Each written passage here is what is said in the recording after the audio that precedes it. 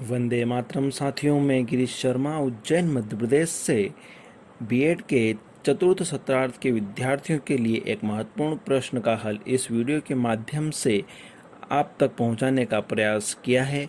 तो आइए देखते हैं ऑपरेटिंग सिस्टम का परिचय। परिचालन प्रणालियाँ ऑपरेटिंग सिस्टम, छोटे रूप में इसे ओएस कहते हैं। यह एक ऐसा कंप्यूटर प्रोग्राम होता है जो अन्य कंप्यूटर प्रोग्रामों का संचालन करता है। ऑपरेटिंग सिस्टम उपयोक्ता या यूज़र तथा कंप्यूटर सिस्टम के बीच मध्यस्थ का कार्य करता है। यह हमारे निर्देशों को कंप्यूटर को समझाता है। ऑपरेटिंग सिस्टम के द्वारा अन्य सॉफ्टवेयर प्रोग्राम तथा हार्डवेयर का संचालन किया जाता है। इसको कार्य करने के आधार पर, उपयोग के आधार पर और विकास क्रम के आधार पर कई प्रकार से बांटा गया है। आइए जानते हैं ऑपरेटिंग सिस्टम के प्रकार। उपयोगकर्ता के आधार पर ऑपरेटिंग सिस्टम, इसे दो भागों में बांटा गया है। Number 1 single user operating system और number 2 multi user operating system. Single user operating system computer पर एक बार में एक ही यूज़र को कार्य करने की अनुमति देता है, यानी यहाँ पर एक साथ एक से अधिक यूज़र अकाउंट नहीं बनाए जा सकते हैं। केवल एक ही व्यक्ति काम कर सकता है। उदाहरण के लिए MS DOS, विंडो 95 और window 98। Multi user operating system में आप एक से अधिक यूज़र अकाउंट बना सकते हैं और उन पर काम कर सकते हैं। मल्टी यूज़र ऑपरेटिंग सिस्टम कहलाते हैं। इसमें प्रत्येक यूज़र को कंप्यूटर से जुड़ा एक टर्मिनल दे दिया जाता है। उदाहरण के लिए लाइनेक्स, यूनिक, विंडोज़ के आधुनिक वर्जन आदि।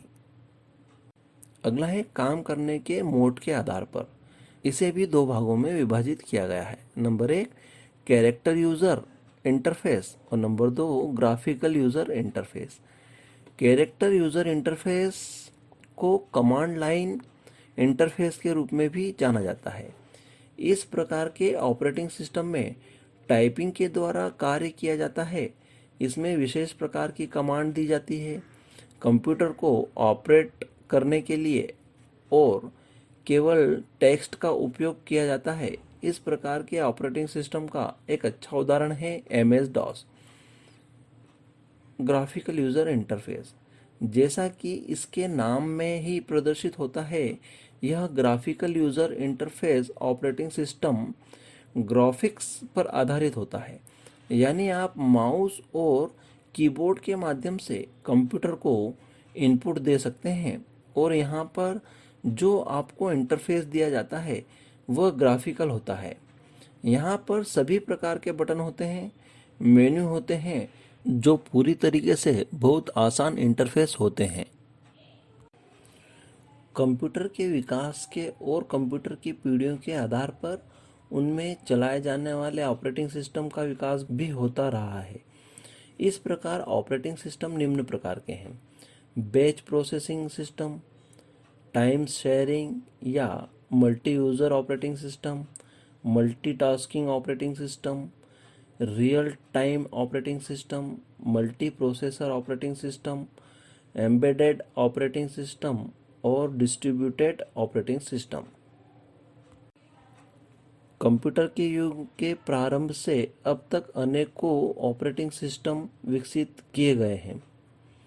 उनका प्रयोग भी विभिन्न प्रकार की कंप्यूटर प्रणालियों पर किया गया, किंतु इनमें से कुछ ऑपरेटिंग सिस्टम परिचालन प्रणालियाँ अत्यधिक प्रचलित हुई तथा आज उनका प्रयोग संपूर्ण विश्व में किया जा रहा है।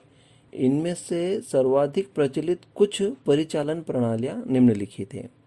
Number 1 MS DOS, number 2 Windows operating system, number 3 Unix परिचालन प्रणाली या operating system, Linux operating system या परिचालन प्रणाली। Number 1 MS DOS, disk operating system DOS। DOS वर्तमान में दुनिया में सबसे ज़्यादा प्रयोग किए जाने वाली परिचालन प्रणाली है। प्रत्येक कंप्यूटर प्रयोक्ता को इसकी जानकारी होना आवश्यक है। डिस्क के संचालन हेतु डॉस इसे दो भागों में बांटता है। प्रथम एक छोटा भाग सिस्टम हेतु तथा एक बड़ा भाग डाटा हेतु रखा जाता है। सिस्टम भाग में सिस्टम की मुख्य जानकारी रखी जाती है। इसे तीन भागों में बांटा जाता है: बूट, फाइल, लोकेशन टेबल तथा root directory. Boot record DOS का सर्वप्रथम रिकॉर्ड होता है। इसमें 100 बाइट का एक छोटा सा प्रोग्राम होता है जो कंप्यूटर की मेमोरी में डॉस फीड करने का कार्य करता है। कंप्यूटर को स्टार्ट करने का कार्य बूटिंग कहलाता है। बूटिंग का कार्य है डॉस को डिस्क से पढ़कर मेमोरी में डाल दें। अगला भाग फाइल एलोकेशन टेबल कहलाता है। इसे फेड भी कहते हैं। डॉस को डाटा एरिया की संपूर्ण जानकारी रखनी होती है। डिस्क में क्या है तथा नया डाटा संग्रह हेतु कितना स्थान बचा है, यह प्रत्येक भाग की जानकारी रखता है। इस जानकारी को रखने के लिए डॉस डिस्क को तार्किक इकाई में विभाजित करता है, जिन्हें क्लस्टर कहते हैं। जब भी कोई फाइल डाटा एरिया में लिखी जाती है, उससे संबंधित संपूर्ण जानकारी इन क्लस्टर्स में लिखी जाती है।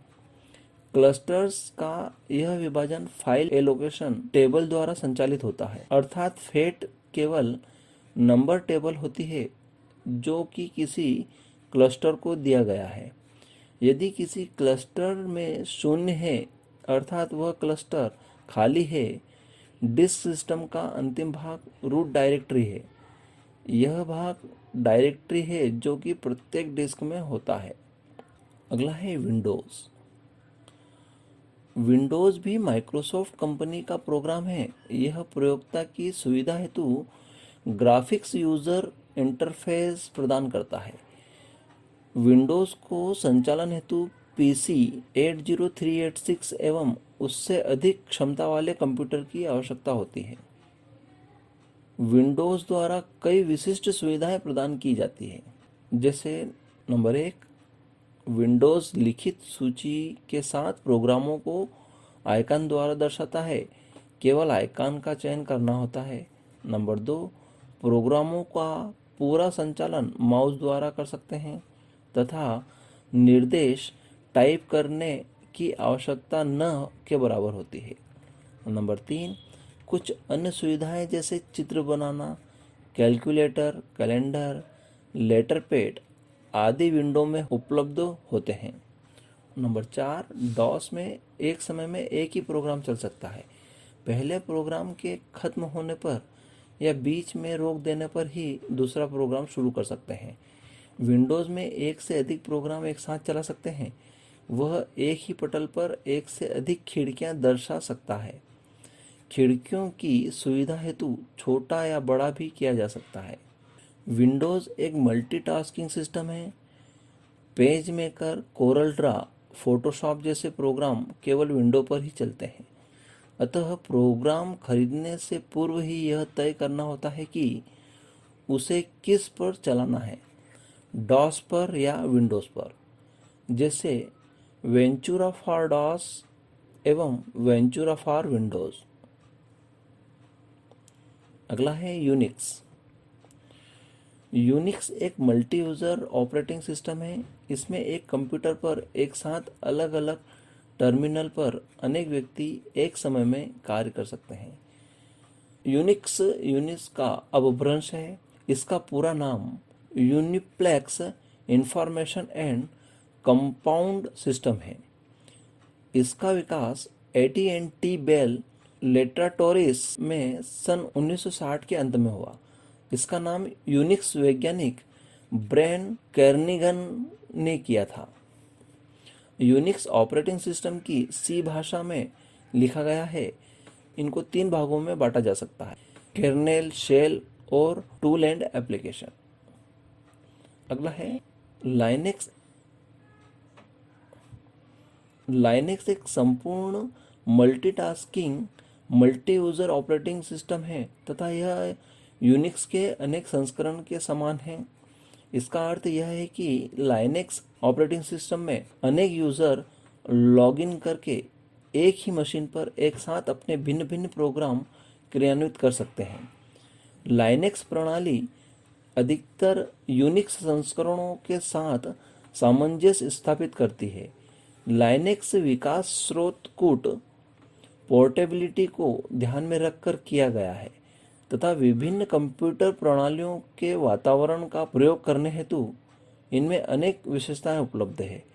लाइनेक्स के सभी भागों में वह अवयवों का स्रोत कोड बना किसी कीमत अर्थात पूर्णतः मुफ्त वितरण व स्रोत कोड को सार्वजनिक करने के कारण लाइनेक्स में कोई भी प्रयोक्ता अपनी आवश्यकता अनुसार संशोधन कर सकता है तथा गुणों को संलग्न कर सकता है। लाइनेक्स की ऐसी विशेषता के कारण यह भविष्य में एक सर्वोत्कृष्ट परिचालन प्रणाली के रूप में उपलब्ध होगी तथा MS DOS के समान सर्वप्रचलित परिचालन प्रणाली के रूप में प्रयोक्ताओं की पहली पसंद होगी। धन्यवाद।